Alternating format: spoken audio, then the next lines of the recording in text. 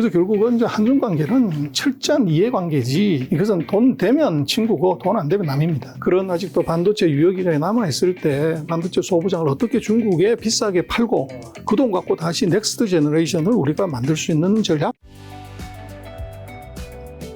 그럼 그런 중국 상황과 좀 미중 갈등 앞으로도 계속될 텐데 그 속에서 우리가 조금 성장할 수 있는 한국의 산업이라든가 한국은 어떤 전략을 좀 취해 가야 될까? 그래서 뭐 많은 분들은 어느 한쪽이든 편을 들면 안 되고 거기서 눈치를 잘 봐야 한다 하지만 또 어떤 분들은 그게 그렇게 쉬울 리 없다. 결국에는 뭐 미국 쪽 손을 제대로 들든가 어느 한쪽을 들어야 된다. 여러 얘기가 많잖아요. 그래서 이제 그거는요, 뭐 이런 거죠. 우리 손흥민 선수가 대단한 선수라고 하는 것은 오른발을 잘 쓰는 사람이 오른발로 공 잘 넣는 거 선수 맞죠? 왼발잡이가 왼발로 공 잘 넣으면 선수 맞아요. 근데 고수는 뭐냐고 그러면 이 왼발 오른발 다 쓰는 사람이 고수죠. 그래서 동맹이 뭐냐고 그랬을 때 제가 볼 때는 돈 되면 국제관계에서는 돈 되면 동맹이고 돈 안 되면 밥 먹고 사진 찍고 헤어지는 겁니다. 어제 저기 내일에. 그렇죠. 그래서 중국하고의 관계도 제가 볼 때는 돈 되면 친구고 동맹이고 뭐 어쩌고 하는 것이 돈 안 되면 꽝입니다. 그래서 우리 한중 관계가 나빠진 가장 큰 이유도 제가 볼 때는 우리가 뭐 최근 30년 동안에 무역수지 흑자를 거의 7,800억 가까이 달러를 벌었어요. 그러다가 무역 수지가 적자나면서 이제 한중 관계가 굉장히 악화된 거고 지금으로 놓고 보면은 결국은 이제 우리가 그럼 중국하고 친구냐? 동반자냐? 그게 아니고 우리가 통일될 뻔 했잖아요. 6.25 때 미국이 도와줘가지고 압록강까지 올라갔는데 우리가 통일을 못한 가장 큰 이유는 중국이 60만 대군을 보내가지고 인해 전술로 밀고 내려와서 지금 38선까지 내려온 거잖아요. 그때 우리는 중국을 중공이라고 불렀죠. 근데 어느 날 갑자기 이게 중국으로 바뀌고 이게 가장 가까운 옆에 있는 친구 뭐 이렇게 이제 바뀐 이유는 뭐냐 그러면 우리는 한 번도 중국과 사상의 동지 이념의 친구였던 적이 없어요. 민주주의 국가하고 사회주의 국가하고 친구일 수 없잖아요. 그런데 우리가 중국을 친구로 뭐 가까운 이웃으로 얘기했던 건 딱 하나죠. 돈. 그래서 우리는 이제 생산재를 대부분 만들어 갖고 어딘가 팔아야 될 소비차가 필요했고 중국은 소비재하고 중간재하고 그리고 돈하고 기술이 필요했기 때문에 한국하고 손잡고 온 거죠. 그래서 결국은 이제 한중 관계는 철저한 이해관계지 이것은 돈 되면 친구고 돈 안 되면 남입니다. 그래서 그 부분을 우리가 명확하게 생각해야 되고 근데 지금 중국이 한국을 절대 버릴 수 없는 이유가 있어요. 뭐죠? 반도체입니다. 그래서 앞으로 세상은 뭐 반도체가 다 이제 해결이 되는데 우리는 40년 전에 할아버지의 해안이 이게 너무 좋아가지고 아들을 행복하게 만들고 손자를 당당하게 만들었어요. 삼성그룹에. 그렇죠. 근데 그게 삼성그룹의 일이 아니라 제가 볼 때는 한중관계, 한미관계 이거는 수명이 어디까지 가냐 그럴 때 대통령이나 외교가 아니고 우리나라 반도체 수명하고 같이 갑니다. 반도체가 이게 계속적으로 경쟁을 가지면 미국도 우리한테 어떻게 하지를 못하고 중국도 우리한테 어떻게 하지를 못합니다. 그래서 지금 우리가 휴전선 38선이 있지만 한국의 인계철선은 지금 38선이 아니에요. 평택의 반도체 공장입니다. 그래서 뭐 우리 역사상에 우리나라 대통령이 당선됐을 때 우리가 미국 가서 아련을 했지 미국 대통령이 우리한테 온 적이 없어요. 근데 이번에 바이든 대통령, 우리 윤석열 대통령 취임하시고 한 달 만에 한국을 왔단 말이에요. 근데 미국의 대통령들이 항상 한국에 하면 1순위로 하는 게 뭐냐면 휴전선을 가죠. 휴전선을 가서 쌍안경을 한번 쫙 보고 사진 찍고 그 다음번에 근처에 있는 미국 무대에 가서 같이 밥을 먹든지 장병들하고 뭐 달리기를 하든지 뭐 이런 거 하고 나서 이제 청와대에 와서 회담했죠. 이번에는요? 이번에는 바로 평택 반도체 공장을 갔죠. 그게 그만큼 중요해졌다. 그래서 이제는 미국이 한국을 바라보는 것은 반도체 공급 라인의 최전선에 한국이 있다는 거고 더 재미난 것은 세상의 모든 첨단 기술은 다 미국에서부터 나왔어요. 그리고 미국이 다 컨트롤 했는데 문제는 미국이 실수한 게 있어요. 하나가 배터리, 또 하나는 드론. 이거는 지금 미국이 배터리를 못 만들어요. 드론 세계 1등은 미국이 아니고 중국입니다.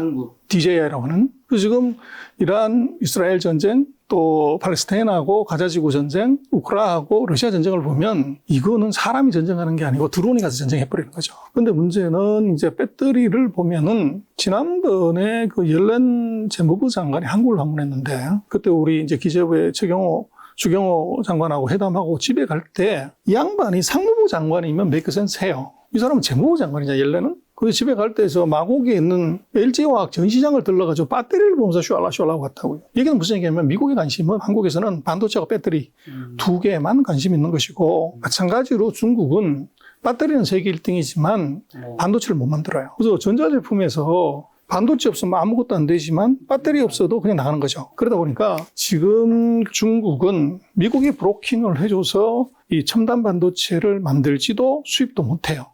그래서 뭐 중국이 그걸 못할 거냐 그건 아니에요. 14억의 인구가 전 세계에서 두 번째 가는 경제 규모 악신 먹고 반도체 올인하면 언젠가 만들죠. 근데 문제는 그 사이에 시간이 중요한데 그게 누군가가 도와주게 되면 그 시간을 확 당길 수가 있죠. 그 나라가 두 개 나라인데 하나가 대만이고 하나가 한국입니다. 근데 대만하고는 서로 전쟁 관계이기 때문에 그게 불가능하고 그러면 가장 그 반도체 서플라이 체인에서 약한 고리가 한국이에요. 그래서 미국의 장비, 일본의 소재, 대만하고 한국의 생산 기술. 이게 이제 첨단 장비의 핵심인데 첨단 반도체 미국 뭐 불가능하고 일본 미국과 같은 스탠스고 대만은 서로 전쟁하는 관계고 그래 가장 약한 고리가 한국이에요. 그러다 보니까 제가 볼 때는 한중 관계는 반도체로 레버리지를 걸어서 거기다가 이제 다른 산업을 붙이고 협력의 틀을 하면 중국이 이제 억셉트할 가능성이 높지 철강화학, 조선기계 중국에 다 있는 것 같고 하는 것은 이제는 별 의미가 없고 그래서 지금 한중 관계가 지금 굉장히 뭐 엄중하고 힘드는데 못 푼다고 그러지만 저는 주중 대사를 우리 쪽 보면은 최근 한 10명의 대사들이 다가 외교관이 아니고 전부 뭐 이제 대통령의 무슨 뭐 친구, 후배, 선후배, 뭐 동료, 뭐 이런 사람들이 갔어요. 그러다 보니까 여러 가지 문제가 생겼는데 좀 발상의 전환을 한다고 그러면 중국이 지금 가장 절절히 원하는 반도체. 그래서 제가 생각할 때는 뭐 아이디어긴 하지만 삼성전자 반도체 출신 사장을 중국 대사로 보내라. 좋아하겠네요. 그래서 지금은 뭐 우리 대사 포함해서 외교관들이 중국 가가지고 중국의 외교부의 고위층과 커뮤니케이션이 잘 안 된다는 거잖아요. 만나주질 않는다는 거잖아요. 근데 지금 전 세계 최고의 반도체 회사의 사장이 반도체 대사가 왔다? 그러면 누구든 다 만날 수 있을 겁니다. 그리고 자기네 전략을 어떻게 가져갔으면 좋겠는지 뭐 이런 얘기도 할 판이고 그래서 그러면 이제 반대로 우리는 중국이 반도체에서 무슨 생각하는지를 알 수가 있죠. 그래서 그런 쪽에 조금 우리가 한중 관계는 발상의 전환을 조금 갖고서 봐야 되고 지금 있는 것을 갖고서 너무 이제 비관적으로 볼 필요도 없고 또 이제 너무 그 장밋빛으로 볼 필요도 없는 것 같아요. 그래서 중국하고의 관계에서 우리는 돈 되면 이웃이고 친구고 돈 안 되면 돌아서야 되는데 문제는 중국하고 우리가 가장 가까이 붙어 있잖아요. 그냥 마주보고 있으면 제일 가까운데 돌아놓으면 지구 한 바퀴 돌아야 만날 수 있습니다. 그래서 그게 이제 한중 관계죠. 그래서 우리는 마주보면서 우리가 얻을 수 있는 최대 이익을 반도체로 레버리지 걸어서 이걸 얻는 것이고 그게 안 되면은 정말로 배터리에 들어가는 원자재 하나 찾으려고 지구 한 바퀴 돌아야 됩니다. 그래서 중국은 우리가 잘 활용해야 될 아주 중요한 국가고 앞으로는 제가 볼 때는 중국이라고 부르지 말고 중동이라고 불러라. 그래서 이제는 우리가 중국에 중간접하는 거 끝났기 때문에 반대로 우리가 하고 있는 제조업의 원자재를 중국에서 갖고 온단 말이에요. 반도체도 한 40% 중국에서 갖고 오고 뭐 배터리 같은 경우는 80% 중국에서 가져와요. 그래서 만약에 중국이 원자재를 컨트롤했을 때 우리 모든 제조업이 지난번 요소수사 때처럼 그럴 위험이 있어요. 그래서 중국은 이제는 우리가 생산재 공급하는 공급국에서 우리 원자재를 조달하는 이제 중동 같은 나라, 이제 그런 나라로 관리할 필요가 있어 보여요. 그래서 중국이 아니라 중동으로 관리해라. 우리 한국도 그 반도체 관련해서는 치포 동맹에 들어가 있기도 한데 미국의 눈치를 보면서 그런 것들이 좀 가능할까요? 미국이 원하지 않지 않을까요?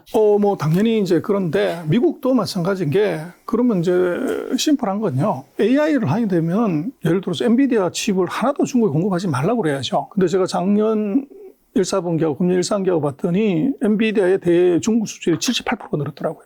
늘었다고? 그렇죠. 그러면 그거 어떻게 해석해야 되냐 하는 거고. 지금 TSMC 같은 경우도 보면 대중국 매출 비중이 작년 4분기에 9%였는데 이번에 16%인가 더 늘었어요. 그래서 이건 뭐냐 그러면 미국이 모든 걸 다 스톱시켜버리면 간단한데 이게 아까도 말씀드렸지만 꼬리가 길면 밟혀요. 미국이 지금 잘하는 게 핸드폰인데 핸드폰의 최고의 기업이 애플이긴 하지만 애플은 자기네가 팔고 있는 핸드폰의 90%를 아직도 여전히 중국에서 만들어. 인도로 다 갔네 그러지만 못 갔습니다. 팀쿡이 이제 아직도 90%를 자기네가 중국에서 만든다고 실토를 한 거니까. 근데 문제는 중국으로 들어가는 반도체를 올스톱 시켜버리면 그러면 중국은 바로 악소리 나죠. 근데 그 전에 뭐가 문제가 되냐면 애플의 주가가 박살이 난다고. 애플이 그럼 핸드폰을 못 만들게 되는 거죠. 그럼 애플이 시가총액 1등하는 미국의 나스닥 회사인데 나스닥이 대폭락하게 됐을 때 미국이 과연 그걸 견딜 수가 있냐는 거예요. 그래서 결국은 미국의 적은 중국이 아니라 미국이라는 거예요. 미국 내부 기업들이 로비하고 이러기 때문에 그런 것이고 그러고 이제 미국도 보면 반도체 팔지 마 그래 놓고서 하는 게 뭐냐면 첫 번째는 예를 들어 14나노 이하는 팔지 말고 위에는 팔어. 예를 들면 D램 같은 경우 18나노 이상은 안 돼. 낸드는 256단 이상은 안 돼. 요런 이제 제한을 두고서 나머지는 공간을 둔 거죠. 그건 이제 애플 효과나 뭐 이런 것 때문에 그렇고, 그래서 우리 같은 경우는 중국과의 관계에서 미국의 제재를 받지 않는 범위에서 중국과 협력할 수 있는 부분 우리가 팔아먹을 게 많이 있어요. 근데 이제 미국이 제재하면 어떡하지 하는 그런 공포 때문에 그걸 아예 이제 안 해버리는, 그럼 그 사이에 무슨 일이 벌어지냐면 중국이 국산을 해버리는 거죠. 작년 연간으로 보더라도 반도체 장비 수출이 보면은 ASML도 그렇고 일본도 그렇고 미국도 다 늘었어요. 근데 우리만 대중국 반도체 장비 수출만 마이너스예요. 그 얘기가 무슨 얘기냐면 다른 나라들은 이제 어떤 형태로 이제 팔고 있는데 우리는 이게 마이너스 나왔다는 얘기는 중국이 한국 제품부터 국산을 했다? 이렇게 볼 수 있어요. 그럼 그게 더 빠른 속도로 진행이 되면 우리는 팔 게 없어지는 거죠. 그래서 중국이 국산화를 목숨 걸고 하지만 미국, 일본, 네덜란드 ASML급 장비를 단시간에 만드는 건 어려워요. 근데 한국이 하고 있는 1류 2급 장비 정도는 할 수 있다는 거죠. 그래서 우리가 가장 큰 타격을 받을 가능성이 있기 때문에 그런 아직도 반도체 유효기간이 남아있을 때 반도체 소부장을 어떻게 중국에 비싸게 팔고 그 돈 갖고 다시 넥스트 제너레이션을 우리가 만들 수 있는 전략? 중국, 미국이 제재하면 어떻게 하는 것도 물론 이제 고려를 해야 되지만 그거 제재 그냥 따라가다 보면 우리 기술 그냥 이제 다 놔야 되는 문제가 생겨요. 그래서 그거를 다시 이제 더 틔워서 크게 만들 수 있는 전략? 요거 절대적으로 필요합니다. 또 소장님께서 반도체 전문가이셔서 18년간 반도체랑 IT 애널리스트 하셨던 전문가이셔서 여쭤보고 싶은 건데 최근에 AI 반도체들이 주가가 엄청나게 조정폭을 크게 겪었고 다시 또 반등을 하고 있긴 한데 많은 분들이 걱정도 하시는데 AI 반도체 투자 열풍 심리 이게 지속될까? AI 랠리는 좀 언제쯤 끝날까요? 지속될 거라고 보는데요. 지금 이제 반도체 경기는 올라갈 때 뭐 2년 반, 떨어질 때 1년 반이고 지금 반도체 경기 피크는 제가 볼 땐 그것보다는 엔비디아 주가가 너무 많이 올라갔고 그렇죠. 거기에 이제 일본이 금리 올리면서 엔캐리가 이제 불을 지른 것이지 AI에 문제가 있다고 그러는데 AI 갖고 흑자내는 회사 있냐고 그러는데 그러면 엔비디아 빼고 없죠. 2000년 초반에 인터넷 갖고 흑자내는 회사가 있었냐고요. 똑같은 의미인데 그래서 그것보다는 이제 그 AI가 세상을 바꿀 새로운 기술이기 때문에 모든 빅테크들은 무슨 소리를 해도 계속적으로 투자를 합니다. 그래서 반도체 경기는 계속 갈 거고 그래서 반도체 경기도 피크다 최근에 그런 얘기를 많이 해요. 근데 그건 좀 엉터리인 것이 1980년 이후에 40년간 반도체 경기를 체크해 보면 2년 반, 1년 반 이 사이클이 무슨 뭐 코로나든지 뭐 금융위기라 이런 것 때문에 약간 길어졌다 짧아진 건 있지만 기본적으로는 4년이라고 봐야 되고 경기 확장 국면에서 대략 이제 1980년 이후에 그 경기 피크는 한 27개월에서 28개월? 그 정도 됐을 때 피크인데 이번 반도체 사이클은 바닥에서 올라온 게 지금 15개월밖에 안 돼요. 거기서 끝났다? 이렇게 보면 이제 너무 과하고 그거는 심플하게 보면 기업의 이익을 보면 되는데 마이크론이나 우리 하이닉스나 삼성전자 이익을 보시면 반도체 경기 바닥에서 피크까지 갈 때 적어도 7분기, 8분기의 이익이 무시나요. 근데 우리 하이닉스도 그렇고 삼성전자도 그렇고 마이크론도 그렇고 흑자 난 지 지금 2분기밖에 안 돼요. 근데 끝이다? 그건 너무 과하죠. 그래서 아직은 제가 볼 때는 이 반도체 경기는 여전히 살아있고 그 AI에 관련되는 부분에 있어서는 청바지 장사는 디바이스만 있는 게 아니니까. 그래서 지금 엔비디아 같은 경우는 뭐 미국 서부에 금광이 발견됐을 때 누가 금을 캐러 가든지 반드시 필요한 청바지를 만들어 팔던 이제 지금 생각하면 21세기의 AI의 무기 판매상이죠. 근데 그 무기 판매상은 언제든지 바뀔 수 있습니다. 그래서 제2, 제3, 제4의 엔비디아가 나올 수밖에 없는 상황이고 그래서 엔비디아가 다 독점이냐? 그건 아니에요. 지금처럼 한 2년 사이에 이게 이제 다른 대항마가 정신 못 차리는 사이에 1등을 한 거고 그러나 그 마진이 높으면 반드시 진입자가 오게 돼 있습니다. 그래서 엔비디아에 이제 버금가거나 경쟁자가 당연히 등장하게 되고 그렇기 때문에 엔비디아의 독점은 이제 사라지거나 약해지죠. 그렇기 때문에 엔비디아 주가는 떨어지는 게 맞는데 엔비디아 점유율을 먹고 들어가는 제2, 제3의 엔비디아는 다시 주가가 폭등하는 그런 현상이 나타날 것 같아요. 그렇다면 이제 미국의 빅테크 M7 종목 좀 어떻게 보시는지 혹시 지금 사도 괜찮은 회사 있나요? 글쎄요, 그건 뭐 회사마다 상황이 다를 것 같고 그래서 그거는 뭐 기업 단위에서 경쟁력을 좀 체크해 봐야 될 것 같아요. 그리고 AI에서 어떤 경쟁이 있는지를 봐야 되는 거고 그래서 그거를 이제 구분 안 하고 뭐 M7 무슨 뭐 이제 빵 이건 이제 IB들이 그 장사하려고 만드는 신조어일 뿐이지 개별 기업은 지금 M7도 뭐 천차만별이잖아요. 그래서 그거를 한꺼번에 얘기하는 것은 좀 어렵고 안을 좀 들여다봐서 경쟁력 분석을 해보고 선택하는 게 맞을 것 같아요. 혹시 그럼 파운드리 사업에 삼성전자 TSMC 양강 구도 사실 양강이길 바라는 건데 우리나라 입장에서는 미래는 좀 어떻게 될까요? 이제 우리 양강 얘기 63% 1강하고 11% 2강하고는 5배 차이 나는데 양강이라고 하는 건 조금 넌센스고요. 그렇죠. 하지만 바라죠. 그 TSMC의 독주는 그대로 지속될 것 같고 그래서 우리는 뭐 파운드리 육성해야 된다고 그러는데 목표를 좀 정하고 해야 돼요. 지금 국회에서도 뭐 지원한다고 그러는데 그냥 뭘 지원하려고 하는데 반도체를 지원하는 것이 아니라 정확하게 파운드리를 지원한다 이렇게 들어가야 돼요. 그리고 60몇 프로를 그걸 하루 만에 갈 수 없잖아요. 40년 동안 만들어 놓은 회사를 그럼 우리도 앞으로 5년 내에는 시장 점유율을 예를 들어서 18%, 10년 뒤에는 예를 들면 32%, 36% 이런 목표를 정하고 이제 지원하고 이렇게 해야 되는 것이고 그리고 지금 이제 우리 삼성의 파운드리도 조금 이제 냉정하게 봐야 되는 것은 우리는 삼성이 잘한다고 생각하지만 그건 디램의 메모리에 같이 섞여가지고 파운드리가 있어서 2등이라고 보시는 것이지 지금 11% 점유율이면요 대략 매출액으로 봤을 때 한 200억 불 조금 넘어요. 저게. 근데 지금 무슨 문제가 있냐 그러면 지금 5나노, 3나노짜리 첨단 라인 월 5만 매짜리 하나 질려고 그러면 대략 200억 불에서 250억 불 들어갑니다. 그럼 삼성이 지금 하고 있는 파운드리 사이즈에서는 만약에 메모리에서 돈을 대주지 않는다고 하면 파운드리는 물건 판 거 다 집어넣어도 공장 하나를 못 지어요, 지금. 그런 정도 사이즈인데 그거를 이제 뚫고 나가려고 그러면 다른 전략이 필요해요. 그래서 지금 뭐 예를 들어서 파운드리도 마찬가지지만 왜 삼성한테는 뭐 GAA를 개발했고 3나노를 했는데 애플이나 AMD나 예를 들면 퀄컴이 주문을 안 주냐? 근데 그건 아주 간단한 것이 세트 제품에서 그 삼성하고 애플은 핸드폰에서 경쟁하잖아요. 그리고 퀄컴 마찬가지로 삼성하고 핸드폰 칩에서 경쟁한다고요. 근데 경쟁회사한테 거기다가 자기네 설계도를 준다는 건 불가능해요. 그래서 지금 같은 구조하에서는 소위 말하는 이제 빅가이들, 애플, 퀄컴, AMD 같은 전체 파운드리 시장의 한 60% 이상을 차지하는 큰 고객들이 삼성한테 주문을 구조적으로 어려운 구조예요. 그래서 이제 삼성의 세트 사업부하고 파운드리 사업부를 분리해서 이렇게 가고 대신 거기에 필요한 돈은 예를 들어서 분리된 회사를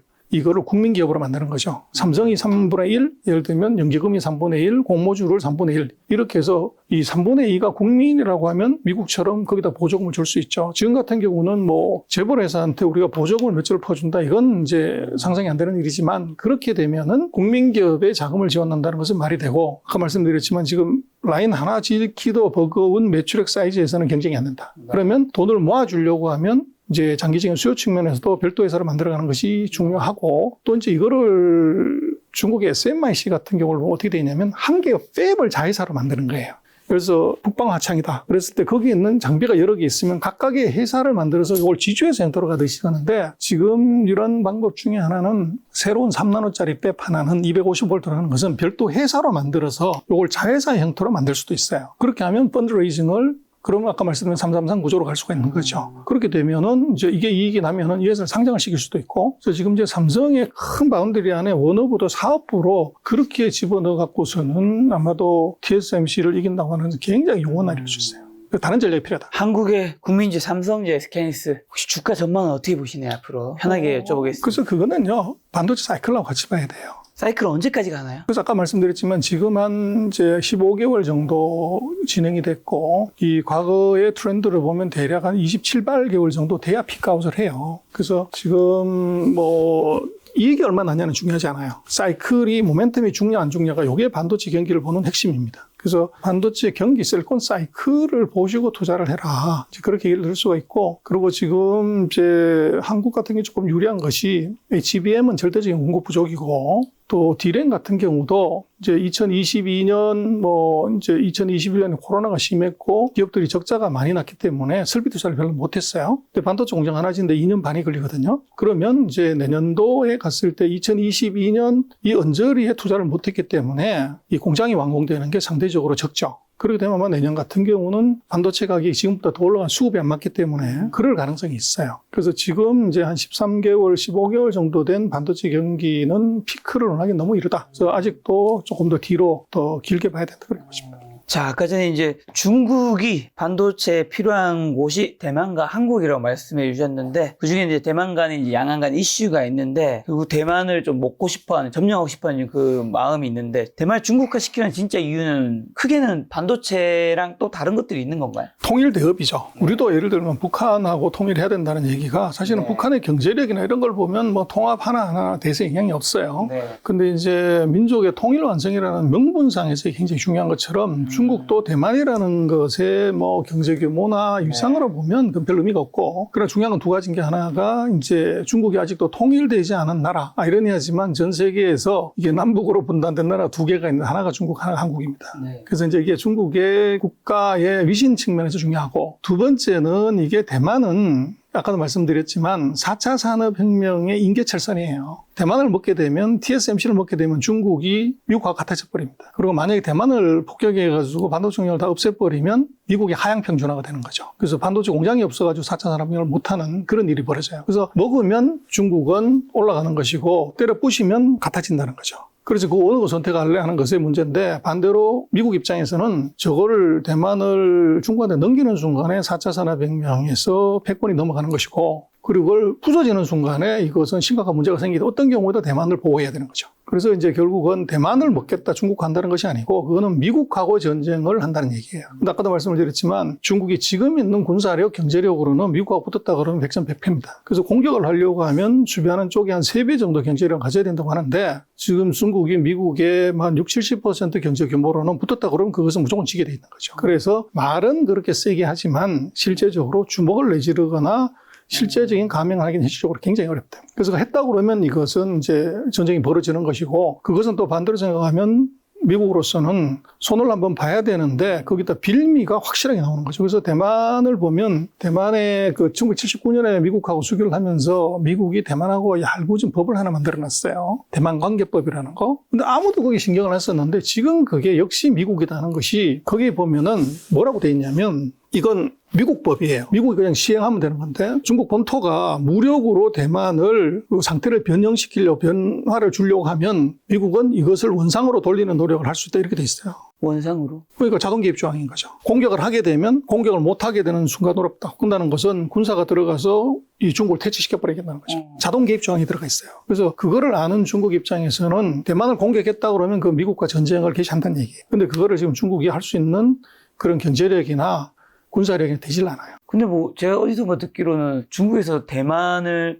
2027년, 28년까지. 근데 그거는요, 네. 2027년, 뭐 30년, 뭐 32년 하는 것은 100% 다 미국이 얘기한 거지 중국이 얘기한 건 없습니다. 그래서 이제 왜 이제 그런 얘기를 하냐. 미국이 얘기했다는 것은 중국에서 그렇게 또 침범할 확률이 있다. 그렇지. 근데 그걸 왜 그러냐면 그 두 가지인데, 하나는 그렇게 함으로 인해 가지고 대만 사람들이 불안해지는 거죠. 그렇게 되면 뭐가 있냐면은 대만에서는 그런 무기를 사는 겁니다. 그래서 미국의 군사 무기를 팔아먹는 그런 이제 전략일 수 있어요. 그래서 지금 바이든 정부까지 보면은 미국이 대만한테 한 890억 불, 900억 불 가까이 무기를 팔았어요. 그래서 긴장 관계를 조성하게 되면 대만의 반도체 팔아가지고 번 돈을 미국한테 갖다 주고 이제 무기를 사가는 거죠. 무기 장사. 그럼 혹시나 중국이 실제로 대만을 나중에 점령하게 되면 어떤 일이 벌어지는 거죠? 4차 산업혁명에서 공장을 안 깨고 점령했다고 그러면 미국하고 중국의 우위가 바뀌어버립니다. 그러면 이제 난리가 나는 거죠. 그래서 지금도 중국이 뭐 경제력에서 저런 정도인데, 이게 AI를 거기다 더해버린다고 그러면 미국의 패권을 가볍게 넘어설 수 있죠. 그래서 어떤 경우에도 대만의 반도체, 첨단 반도체를 중국으로 넘겨서는 안 됩니다. 제가 듣기로는 예를 들면 중국이 정말 대만에 들어오면